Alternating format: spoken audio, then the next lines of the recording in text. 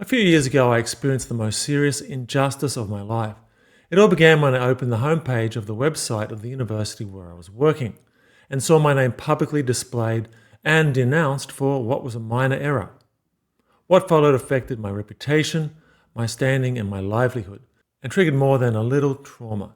In this video, I want to show you how I responded and how it's possible to meet injustice in a way that minimizes suffering, avoids unnecessary drama, and potentially leads to a greater sense of personal empowerment.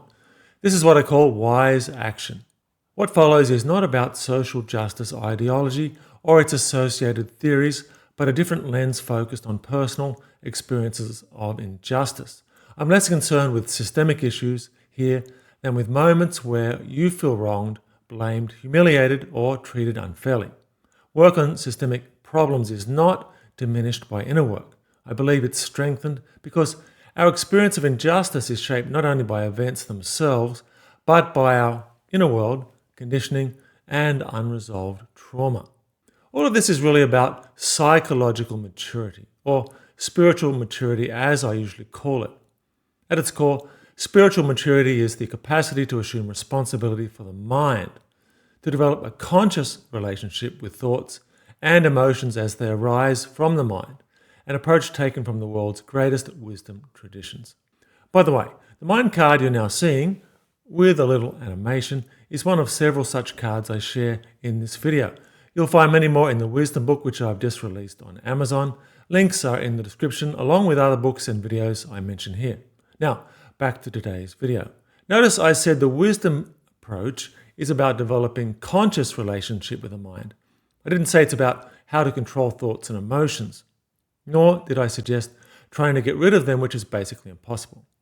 Short of having your prefrontal cortex surgically removed, something I would strongly advise against. Your mind isn't going anywhere. We all have thoughts and feelings, and most of the time they aren't under our direct control.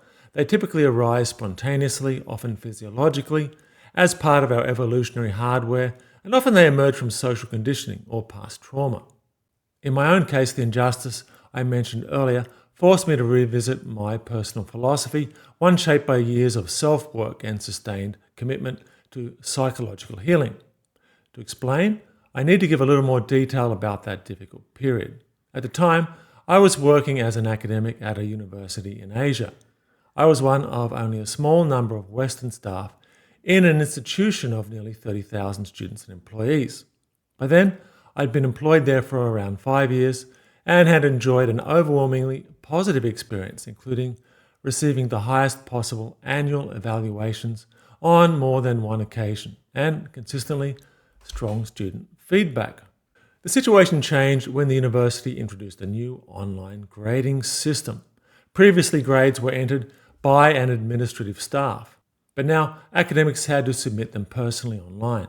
We were warned that once grades were entered, they could not be changed and that any errors would result in a teaching violation, a serious offence carrying disciplinary consequences. The complication was that the system was not in English, but in the local language. While I could speak the language reasonably well, my reading ability was limited, as was the case for most of the other foreign staff. At the end of the semester, I carefully checked and entered my grades somewhat nervously, and initially everything appeared fine. Then, a student contacted me to say his grade was unexpectedly low. When I reviewed his work, I discovered a genuine error. In a group assignment, one student had placed his name above another student's section, despite having contributed nothing. I therefore assigned the marks incorrectly. One student was penalized unfairly, the other rewarded unfairly. I faced a dilemma. If I did nothing, the injustice would stand. If I reported the error, I risked being charged with a teaching violation. From my perspective, the decision was clear. The mistake was ultimately my responsibility. So I went to the administration office and formally requested a grade change. The administrator was unhappy but accepted the paperwork, and I thought little more about it. But several weeks later, during the following semester, a colleague came to my office looking concerned and told me to check the university website. When I did, I saw my name displayed prominently. With the help of a translator, I read a public announcement stating that I had attempted to change student grades after the deadline, in violation of university regulations. I was to be publicly criticized before the entire university, unquote. My high evaluation status was revoked. Half my annual bonus was deducted, and I later learned I was barred from awards or grants for 5 whole years. Soon after, my college leader, or Captain Arsenal as I affectionately thought of him, attempted to terminate my employment, a decision that was only prevented by the intervention of my department head. Overnight, a previously supportive environment had become hostile, and I found myself effectively persona non grata. To say I experienced this as a punishment wildly disproportionate to the error would be an understatement. The announcement also contained false information. I had not personally altered grades after the examination period.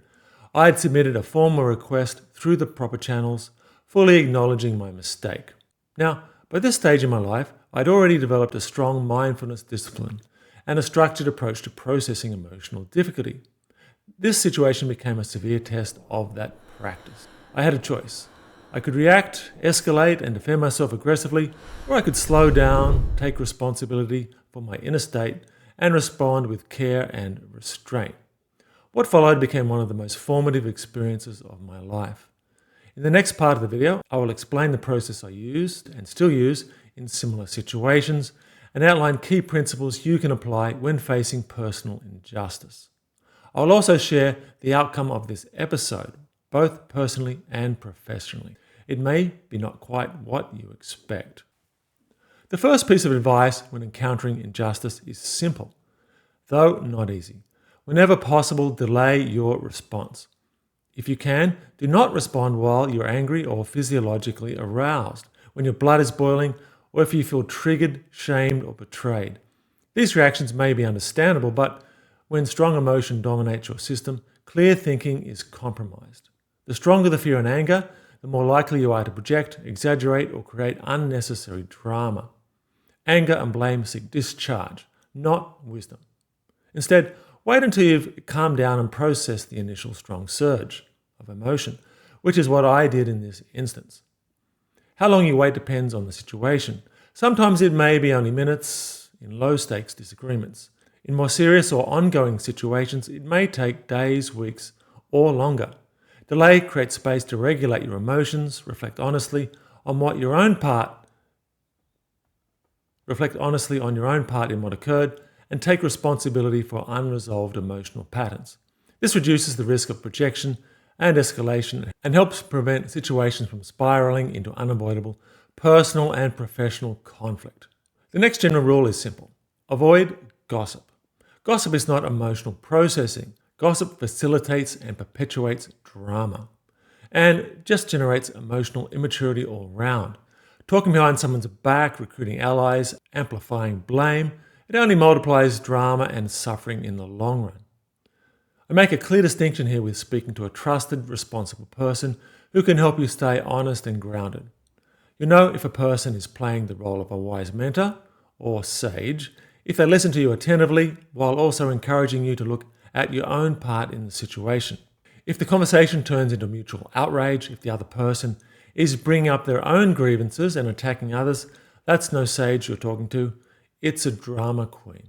Drama demands an audience, after all. Wisdom doesn't demand anything. Now, in my own situation with the university, I did indeed speak to a few people, but these were confidential conversations where I shared my own concerns and, yes, anger at what had occurred. Nobody had any hard and fast solutions, so I played the waiting game and moved on to principle 3. This is where we reach the heart of this wisdom response. This principle is at another level entirely.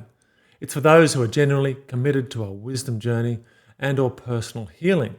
The core advice here is to take responsibility for your judgment.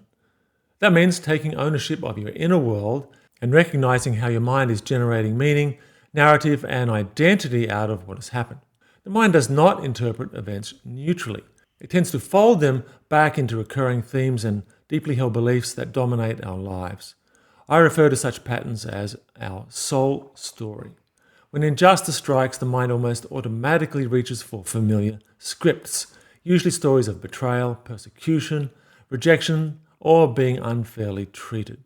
Often there will be inward projections. where we might beat ourselves up for not being good enough, not smart enough, not lovable, or just a bad person.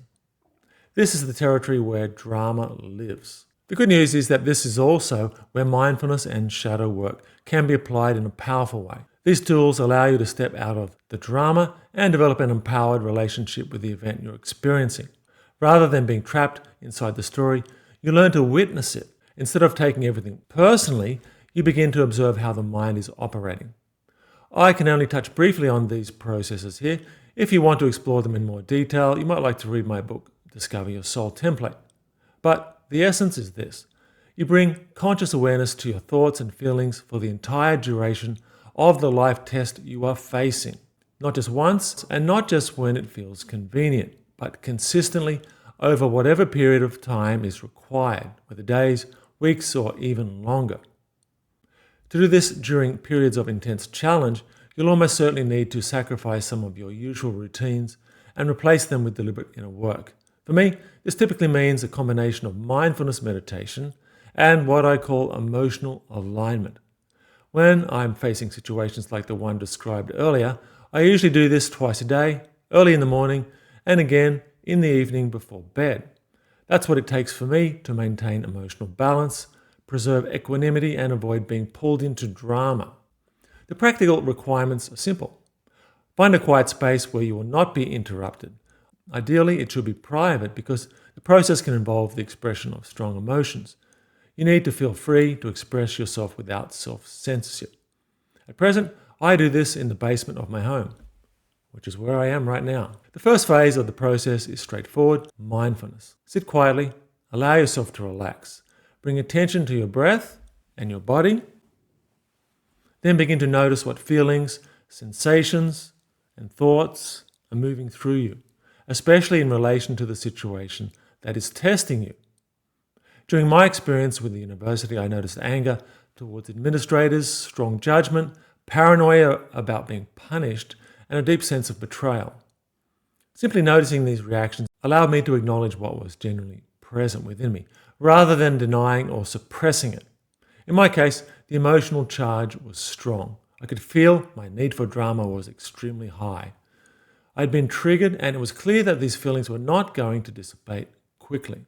That's when I moved into the second, more challenging phase of the process, emotional alignment.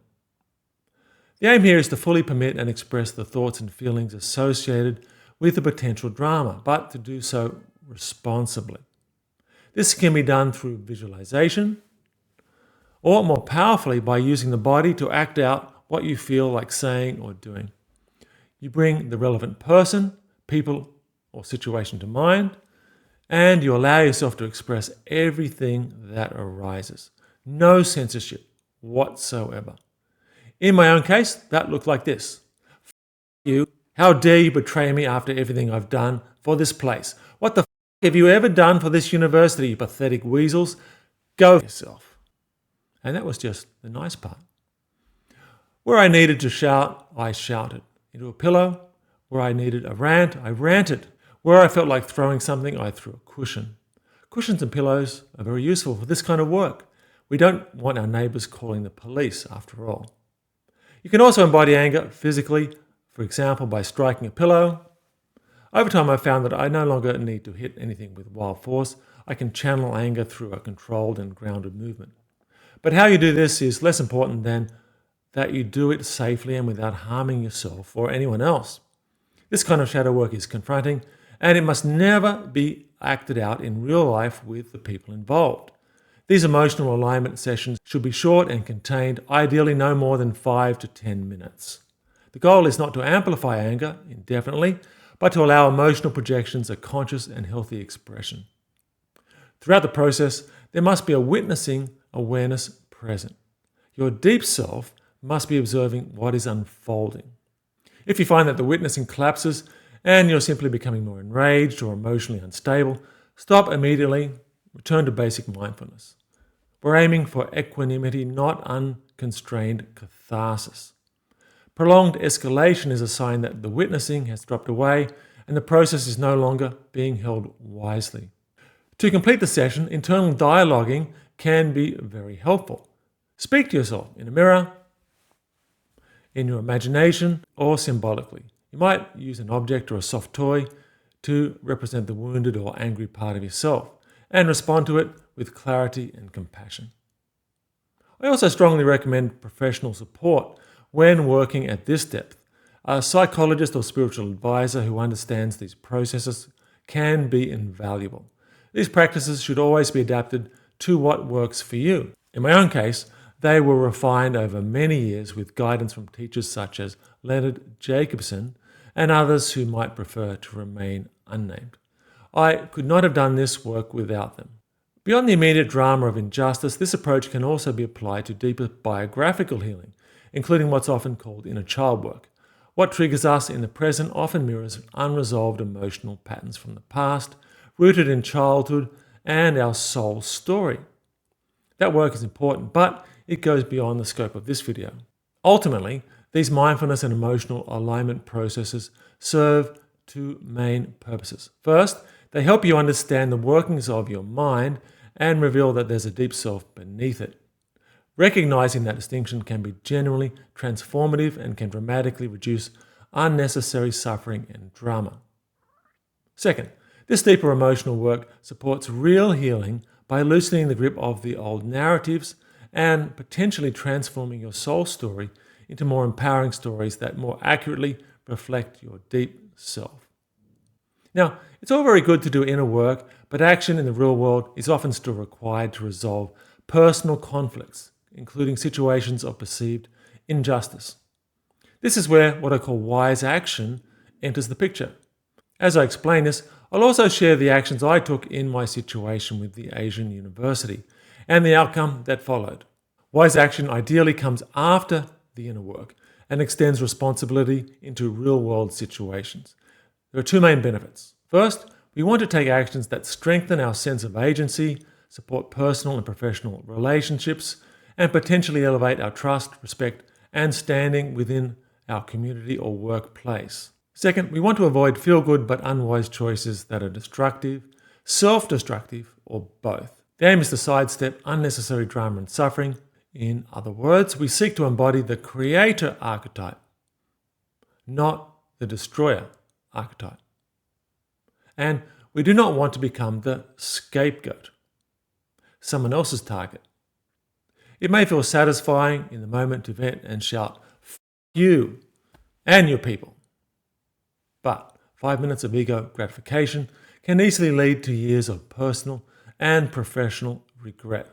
That said, "F you" may be appropriate in rare circumstances, but I would generally avoid that option. Aim for resolution where possible, not revenge. And if the relationship has deteriorated to the point that it's no longer workable, walking away may be the wisest action. These are general principles. There may also be times when you need to stand your ground and fight. Often, wise action involves direct communication, expressed carefully and without blaming or shaming.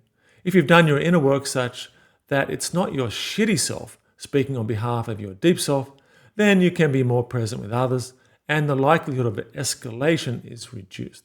That said, you cannot control the other person and you may not get the outcome you hope for. You may even be betrayed again. Still, I find that presence often disarms tyrants and old hags, transforming them into something less threatening. This is why we're all alchemists. We can't control outcomes, but we can choose our attitudes and immediate actions that help shape the conditions that make wiser futures more likely. Finally, remember that sometimes non-action is the wisest action. Choosing not to gossip, not to ruminate, and not to escalate can be powerful. At other times, what is required is inner change that has little to do with the external situation at all, such as therapy, meditation, counseling, or spiritual guidance. So, what actually happened in my situation at the Asian University? And what wise actions did I take or not take? First, I did the inner work I described earlier. Then I waited because it took time to process the emotional charge of the situation.